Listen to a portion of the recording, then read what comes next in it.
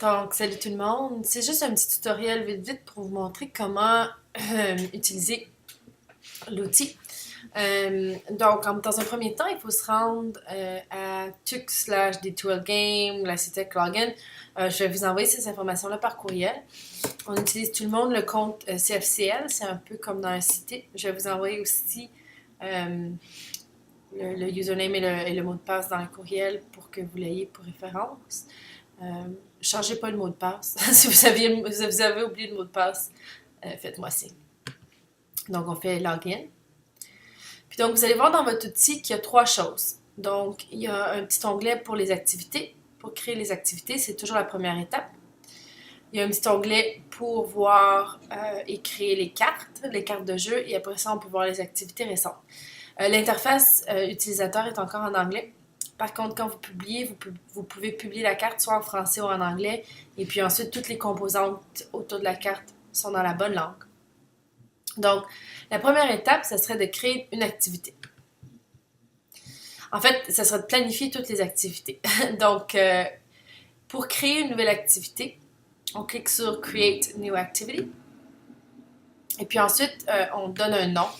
Je suggère pour vos tests que vous appelez ça, par exemple, test 1 Christina ou quelque chose comme ça pour garder ça clair un peu. Et puis ensuite, il y a 6 types d'activités. Donc, matching, c'est comme une activité de correspondance, d'appariement. Hotspot, c'est une activité dans laquelle on peut téléverser une image et puis ensuite poser une question aux étudiants. Donc, ils doivent trouver un point chaud, si on veut, dans l'image et cliquer dessus. Aussi, en cliquant dessus, on peut faire qu'une question apparaît. Donc, on peut demander aux étudiants, par exemple, de retrouver l'erreur dans l'image et cliquer dessus, puis après ça, on leur pose une question à choix multiple sur cette erreur. Question and answer, c'est question-réponse, donc choix multiple, vrai, faux, ou réponse multiple. Et aussi réponse courte, donc un mot que je suggère pas trop utiliser parce que ça peut être frustrant pour les étudiants, à moins que ce soit un cours de langue. Sorting, c'est une activité de mettre en ordre des images ou des mots. Donc, si on veut faire ordonner quelque chose, on peut utiliser sorting. Branching scenario, c'est un scénario, dans le fond, où les étudiants doivent naviguer une procédure ou une conversation ou une mise en situation. On n'a pas encore beaucoup exploré cette activité. Je pense que ça serait pertinent d'explorer ça. J'aimerais ça faire une activité type pour utiliser pour ce type d'activité-là. Et puis, Embed Content, c'est l'activité dans laquelle qui nous permet de mettre des PDF, des pages HTML, des fichiers audio, des vidéos, de faire un embed d'une vidéo. Donc, il y a beaucoup de choses à faire avec ça. C'est un peu plus compliqué, donc je vais peut-être vous le montrer en personne. Donc, on va juste faire un exemple ici. Moi, j'ai appelé Test 1 Christina. On va faire le plus utilisé, donc Question and Answer. Donc, on clique sur l'activité qu'on veut et on sauve les changements. Donc, on peut voir le nom de l'activité. Randomize, ça veut dire est-ce qu'on offre les questions de façon aléatoire. Moi, je suggère dans la mesure de possible de toujours cliquer cette case. Aussi, ça fait que chaque question vaut un point. Donc, même si on a une question à réponse multiple, par exemple, elle va seulement valoir un point. C'est un peu plus facile à gérer, mais bon. Question cap aussi, c'est le nombre de questions qu'on veut présenter. Donc, on peut mettre une banque de 15 questions et puis décider qu'on veut que les étudiants voient 8 questions à chaque question. C'est à vous de décider.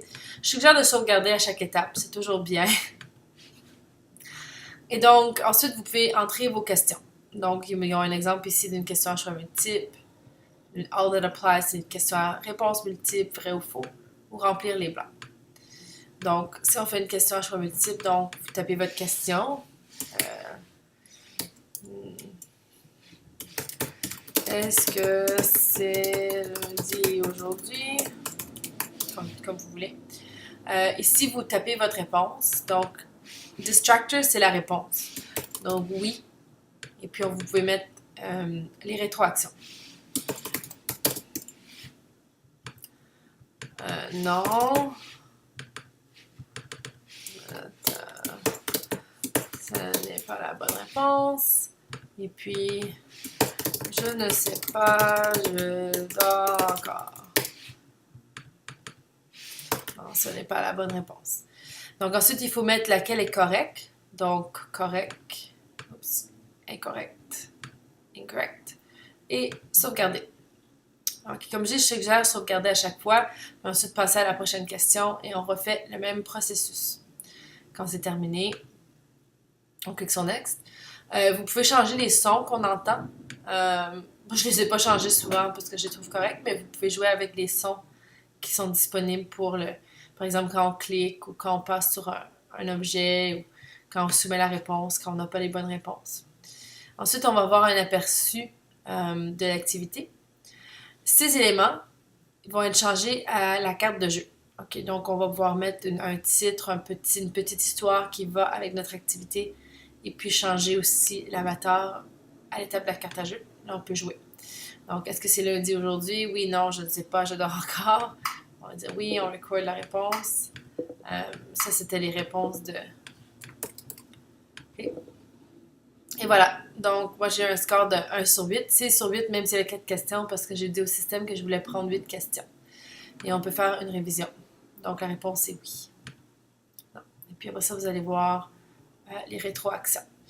Comme j'ai mentionné l'autre jour, pour les rétroactions, vous n'allez peut-être pas pouvoir tout de suite insérer des longues rétroactions. C'est quelque chose qui s'en vient. On a demandé qui élargisse le champ pour qu'on puisse mettre vraiment des rétroactions pas mal plus longues. Et puis les rétroactions aussi pour les bonnes réponses ne sont pas actives maintenant. C'est un autre changement qu'on leur a demandé de faire. Et maintenant, on peut sauvegarder et fermer et on peut voir test 1 Christina, mon activité est là. Si je veux changer l'activité, je clique sur Edit Activity. Et sinon, je clique sur Preview si je veux seulement voir mon activité. Donc, je vous encourage à créer des activités, puis je vais vous montrer la carte de jeu dans une autre vidéo parce que je parle trop longtemps. Bonne chance!